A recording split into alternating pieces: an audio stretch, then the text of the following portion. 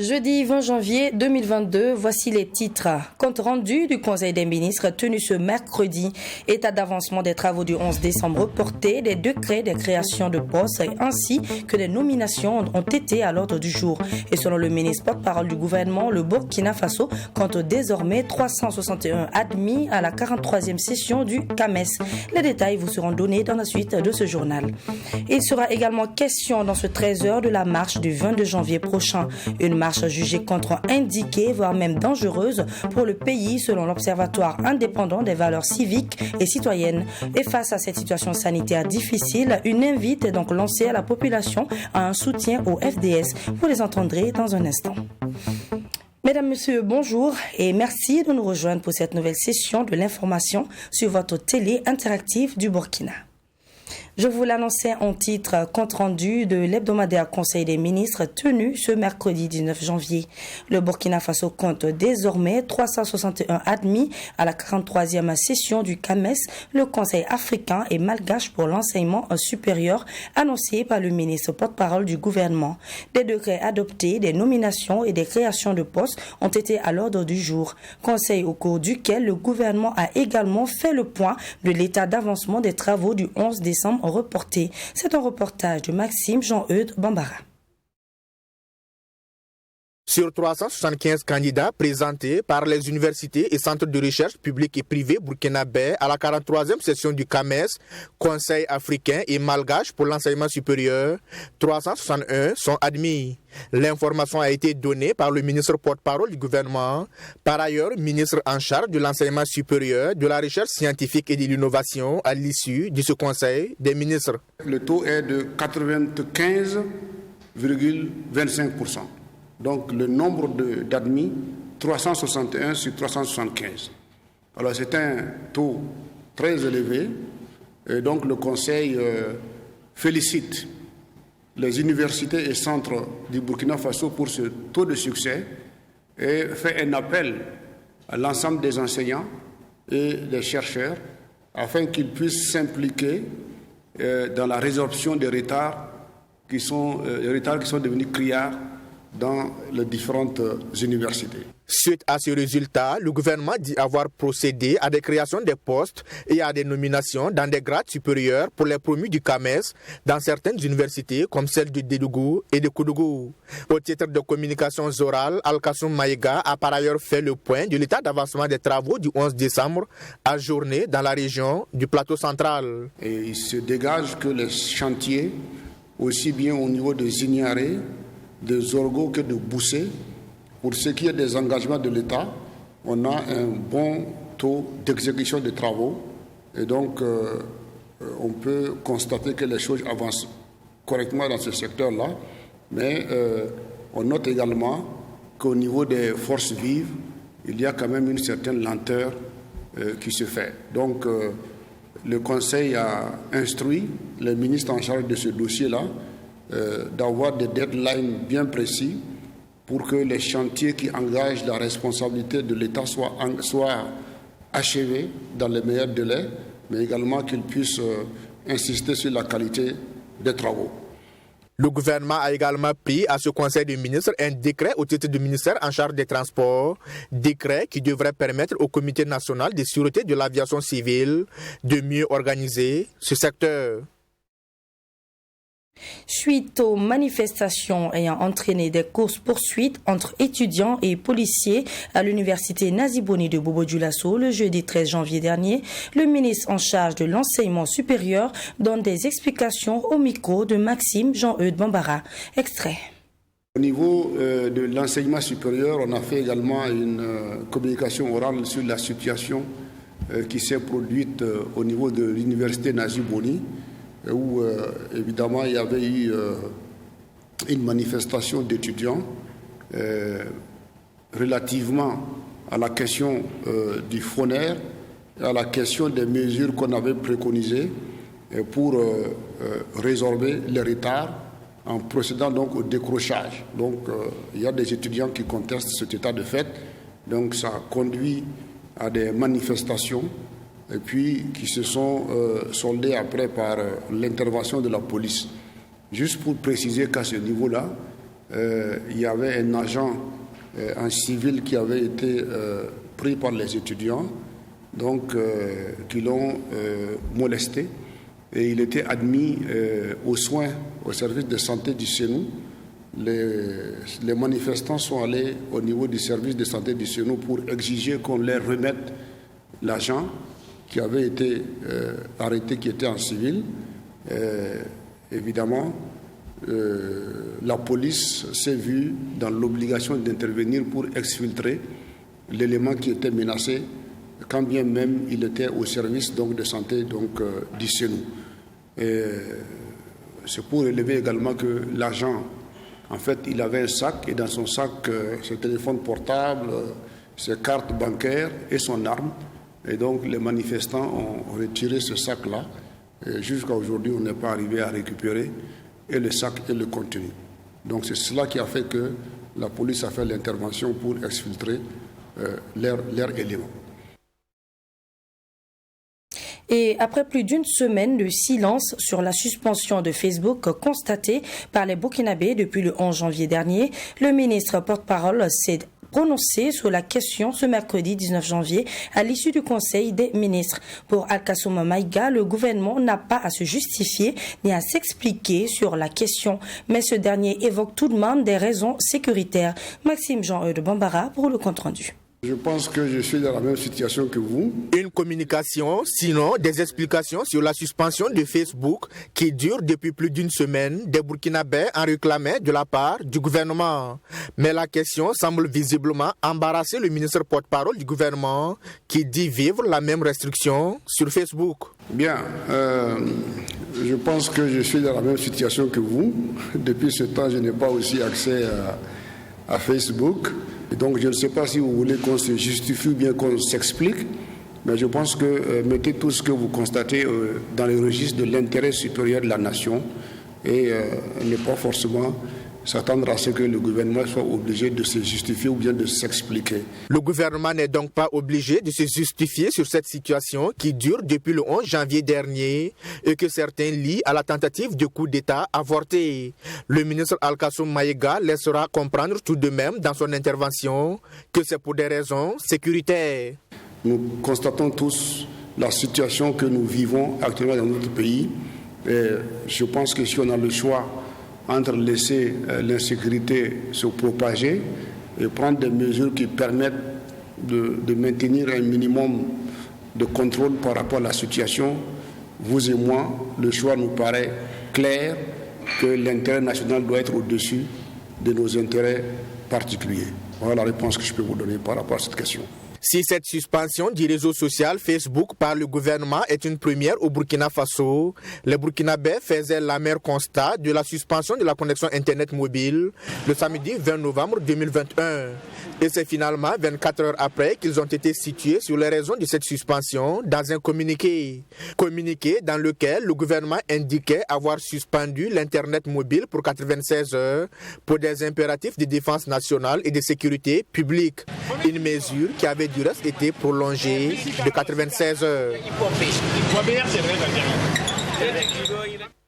Eh bien, qu'en est-il des acteurs du e-commerce? Ces derniers sont remontés contre la restriction de Facebook au Burkina Faso. Vous l'aurez constaté, impossible d'avoir accès à ce réseau social à travers les données mobiles. Et donc, plusieurs Burkinabés sont privés de ce réseau social le plus utilisé au pays des hommes intègres. Et cette restriction commence à être de trop pour les acteurs du e-commerce dont la plateforme Facebook est le lieu où ils mènent leurs quotidiennes activités. Ils interpellent de ce fait le gouvernement à lever cette restriction. C'est un reportage signé Michael Tougré. Avec la restriction de l'utilisation de l'application Facebook au Burkina Faso, depuis le 11 janvier dernier, la Ligue des acteurs du e-commerce craignent pour leurs emplois. Facebook n'étant plus accessible via les données mobiles, les conférenciers constatent de plus en plus une baisse de leur chiffre d'affaires de 40%. La clientèle abonnée sur le réseau social qu'est Facebook, à qui ils proposent leurs services, a enregistré une baisse de 90 à 95%. Nous savons tous que la majorité des Burkinabés n'ont pas accès au Wi-Fi. Vous n'êtes pas sans savoir que Facebook est devenu pour nous jeunes entrepreneurs un moyen de prédilection pour écouler nos produits et services. Couper cet outil de travail signifie pour nous entrepreneurs envoyer beaucoup de jeunes au chômage. Pour preuve, depuis le début des perturbations de la connexion jusqu'à la restriction de l'utilisation de Facebook, nous assistons impuissants à une baisse notable de notre clientèle avec corollaire la baisse du chiffre d'affaires. Cette situation de restriction ne peut plus perdurer au Burkina Faso, plaide la Ligue des acteurs du e-commerce. Si le gouvernement burkinabé ne lève pas cette mesure de restriction, près de 1 millier d'emplois dans la ville de Ouagadougou et 400 autres emplois dans la ville de Bobo-Dioulasso qui sont menacés, explique la Ligue des acteurs du e-commerce. Nous attendons du gouvernement qu'il communique clairement sur la question enfin. À défaut de nous proposer des solutions palliatives, qu'ils rétablissent l'accès à Facebook pour nous permettre de mener sereinement nos activités. Loin de nous l'idée de créer la polémique à travers les grèves que nous venons d'énumérer. Notre objectif est purement et simplement d'attirer l'attention de nos décideurs afin qu'ils nous permettent de mener nos activités dans la sérénité et de contribuer ainsi au développement de notre patrie, le Burkina Faso. Pour l'instant, aucune information n'est disponible sur la restriction de Facebook via les données mobiles au Burkina Faso. En 2021, 2 millions de Burkinabés par mois étaient actifs sur les médias sociaux. Et Facebook au Burkina Faso reste la plateforme digitale la plus utilisée avec 1,9 million d'abonnés, soit 95% des utilisateurs de ces médias sociaux.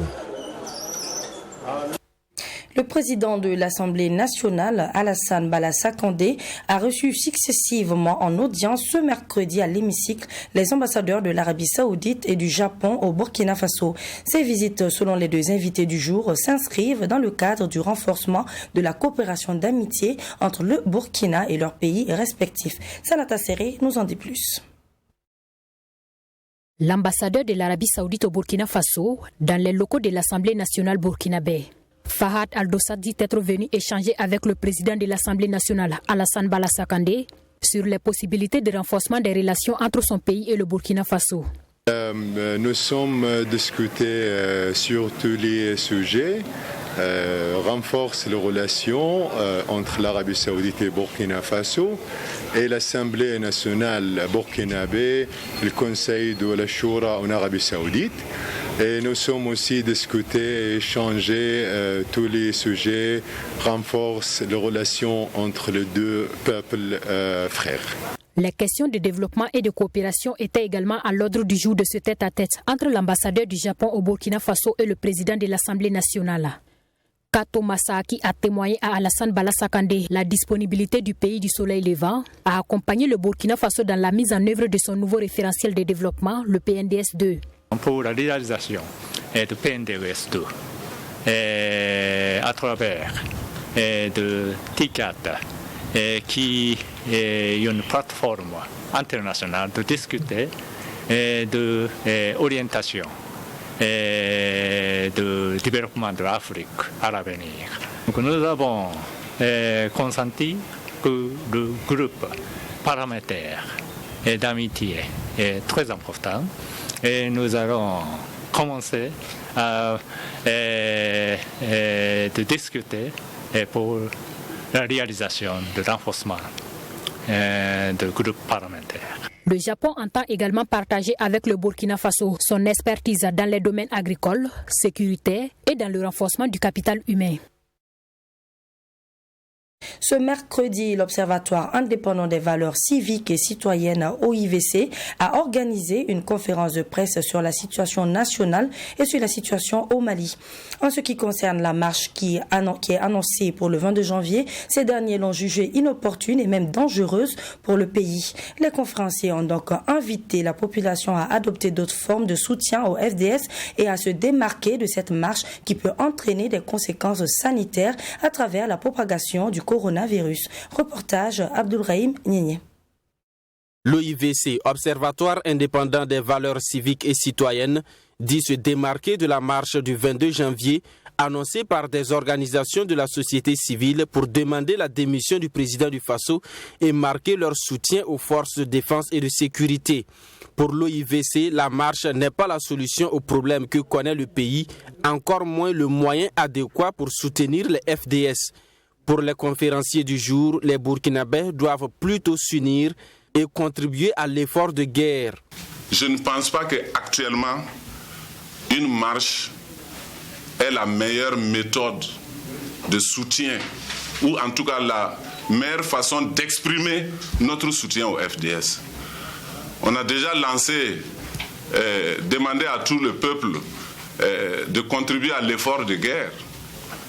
Je pense qu'actuellement, ce qui pouvait bien les arranger, ce qu'ils pouvaient bien même nous recommander, c'est davantage organiser des campagnes de mobilisation de ces efforts-là.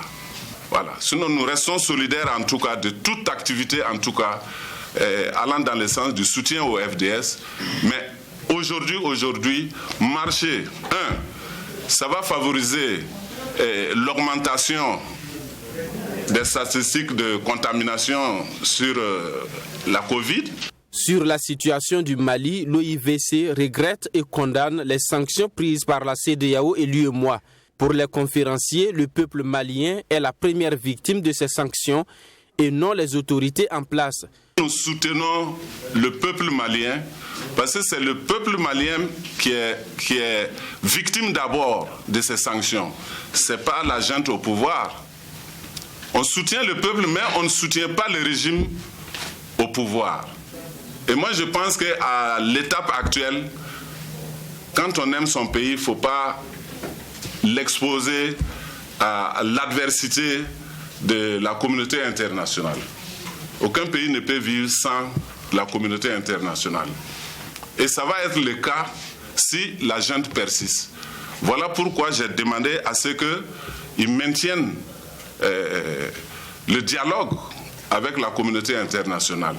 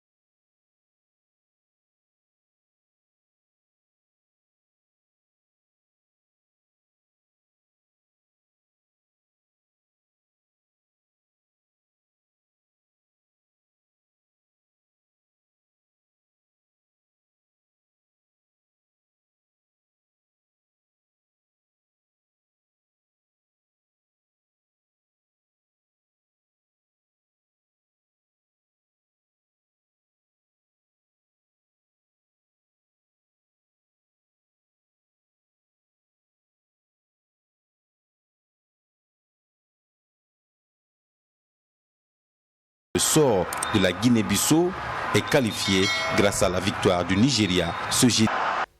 La première édition du Grand Prix cycliste Grand Ouaga Francis Ducreux a été effective ce dimanche 16 janvier 2022. Parti de Komki-Ipala, les 100 cyclistes ont parcouru 150 km pour enfin arriver sur l'avenue Charles de Gaulle à Ouagadougou. Une course cycliste qui a vu le sacre de Moukaïla Rawende de Las Bessel. Yacinthe Sawadgo nous en dit plus. Ils étaient 100 cyclistes issus de 38 clubs à prendre le départ ici à Komki-Ipala pour cette première édition du Grand Prix cycliste Grand Ouaga Francis Ducreux.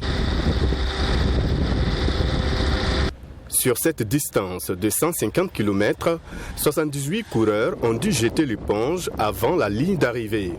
Et pour cette épreuve d'endurance et de combativité, c'est Moukaïla Rawende de la S Bessel qui s'est montré le plus fort.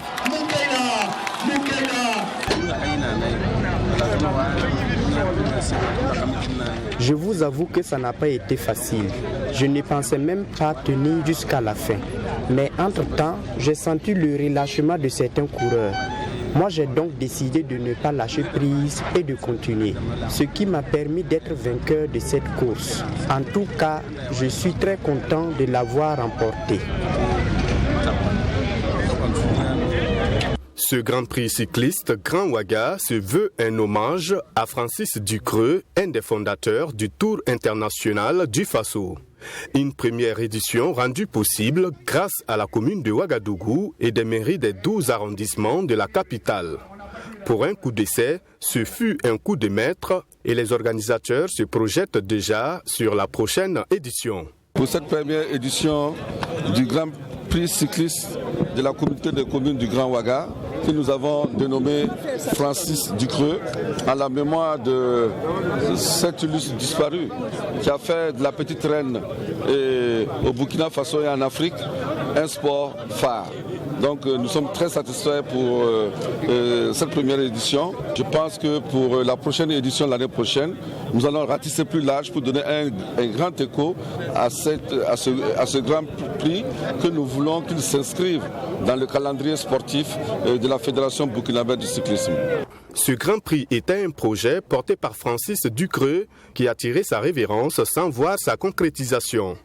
Occasion donc pour la Fédération burkinabé de cyclisme de remercier la commune pour avoir rendu possible ce rendez-vous de la petite reine. Très satisfait parce que Francis Ducreux a été un très grand partenaire de la Fédération burkinabé de cyclisme et lui rendre hommage de cette façon vraiment nous réconforte dans ce qu'on fait et on remercie très vivement la mairie centrale pour avoir accepté l'initiative qui était portée par Francis Ducreux, paix à son âme, et la mairie a voulu mettre ça en œuvre et vraiment nous sommes très satisfaits. Moukaïla Rawende de la S Bessel, vainqueur de cette première édition, a mis 4 heures, 1 minute, 17 secondes avec une vitesse moyenne de 37,300 km/h. Il remporte donc le maillot le plus convoité de la course, 350 000 francs CFA et le trophée. Et c'est tout pour ce 13h. Merci de votre constante fidélité. Je vous laisse méditer sur ce proverbe africain qui dit « Quiconque crache en l'air le recevra toujours en pleine figure ». Comme quoi dans la vie, quoi que vous ayez fait ou peu importe l'endroit où vous vous trouvez, ton passé finira toujours par te rattraper. Excellente suite de programme à toutes et à tous.